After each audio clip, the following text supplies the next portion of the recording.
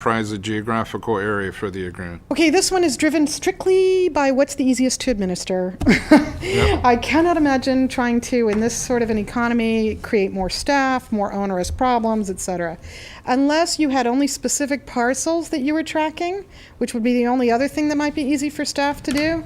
Obviously, something that they could easily sort, which is the way the state sorts it. Zip code seems to be the most logical. Okay. How would such an agreement be administered?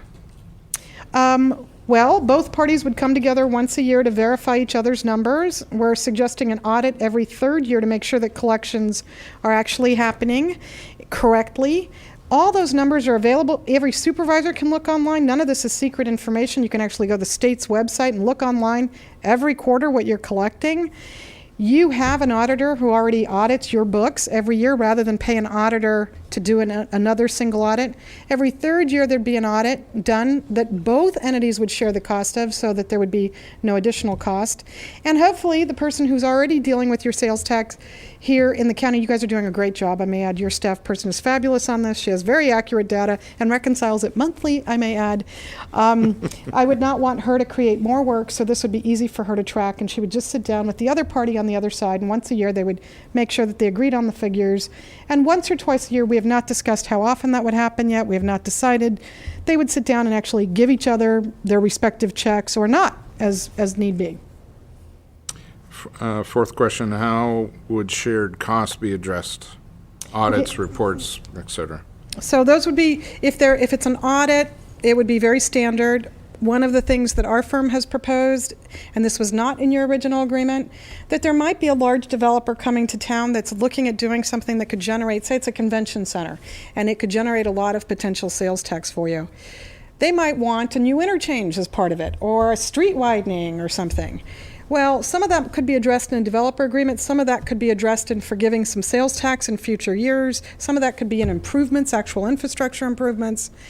There's an option in there, and again, this would be something that county council would look at, draft, bring to you, make recommendations on, but that there would be an option that each party could come to the other asking in future sales tax dollars up to a 50% reimbursement. We have not agreed on that. And each party, this was new to them. It's not a concept that had been explored, but it would give the opportunity. It would be written in as a clause. Whether it's ever exercised may or may not occur. I think this has already been answered. How often would there be a need for an audit? Every 3 years, we're recommending. What methodology would be used to select a base year for the agreement, and how would allocations be determined? We actually selected last year, which is your last full year, 2007, and that's it during an ERAF year. We could, if we don't go forward with this until mid-year, select 2008 because we could update the numbers and look at 2008 instead. But right now we use the last whole calendar year. Yep. If there should be a mechanism for recovering costs for business attraction activities and/or infrastructure improvements related to development or redevelopment. I addressed some of the infrastructure improvements, and regarding business attraction, it might be more cost beneficial if you're attending either a state fair on business attraction, et cetera, some other economic marketing campaign, that you jointly look at those and perhaps fund some of it out of that excess revenue or new revenues versus putting a dent in your current general fund budgets. And I'm going to throw in another question if no one has an objection. The pre-annexation step, either yes or no, how would that differ this agreement, knowing that it might be a pre-annexation type of a step?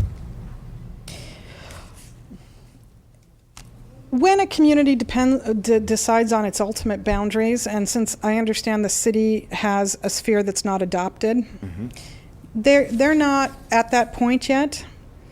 When all that happens, say it could take 5 years, another 10 years, maybe that's the point that you pull out of this agreement. Maybe that's the point that you revise this agreement. Maybe this agreement only lives for another 5 years as an interim development step. Whatever you choose to do with it. The pre-annexation agreement is far more comprehensive. It discusses a lot of other types of taxes. What we would probably do in this agreement is build in then a step So it's graduated. Our recommendation is different than what you saw a couple of years ago, which was, I believe, like a 70-30 split, or 65-35, something like that. 65-35. We actually recommend a 50-50 split, so that there's absolutely no quibbles.